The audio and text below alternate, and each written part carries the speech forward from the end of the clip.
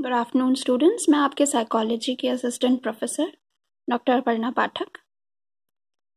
मैं PG second semester के paper psychometrics का यूनिट कोरिलेशन डिस्कस करने वाली हूँ।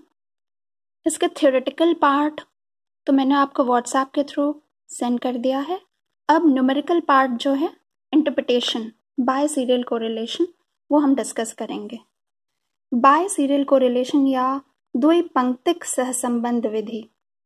अब इसको बाय सीरियल क्यों कहते हैं?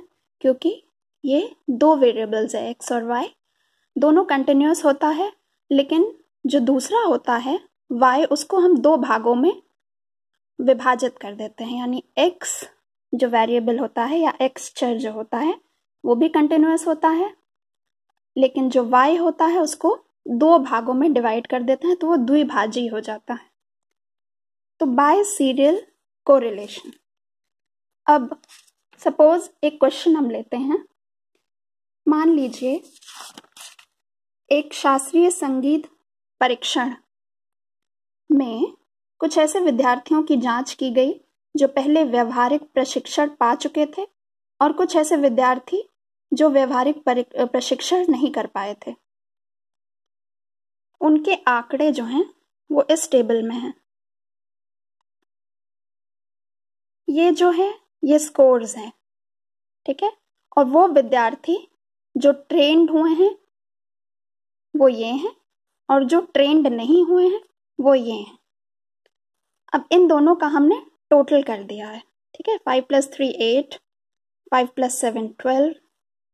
अब जो ट्रेंड ग्रुप हैं इनका टोटल हमने यहाँ कर दिया, जो अनट्रेंड ग्रुप हैं ऐड करके टोटल यहाँ कर दिया, फिर इनको ऐड करके जो आया उसका टोटल हमने यहाँ कर दिया, ठीक है।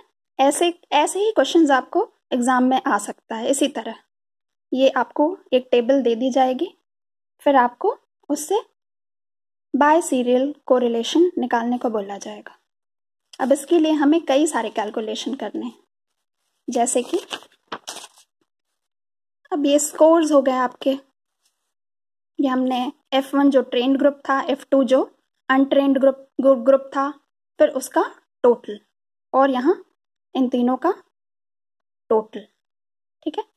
अब हमें सबसे पहले एक अज्यूम्ड मीन निकालनी पड़ेगी, कल्पित मध्यमान। कल्पित मध्यमान क्या होता है? अब जो हमारे स्कोर्स हैं, ये हमारे स्कोर्स हैं, इसी में से हम एक कल्पित मध्यमान मतलब अज्यूम कर लेते हैं कि मीन यहाँ कहीं होगा।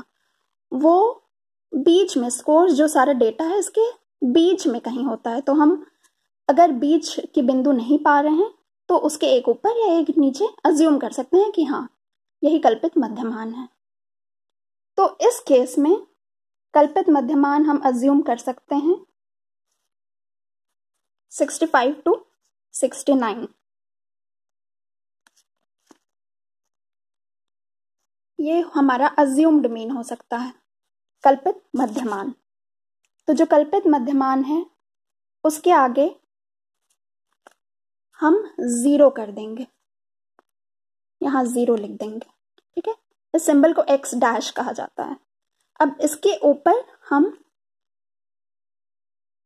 1 2 3 लिख देंगे, जहां तक हमारा ऊपर का टेबल है 1 2 3, और नीचे इसके हम -1 -2 -3 लिख देंगे, ठीक है। ये हो जाता है हमारा x डैश, ठीक है, या विचलन बेस को कहते हैं।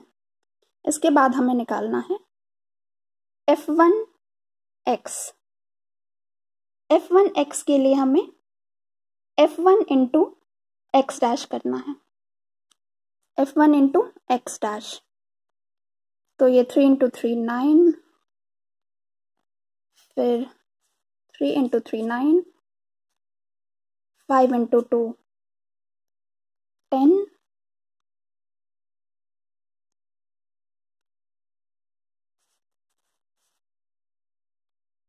7, फिर 10 × 0 0, 6 × -1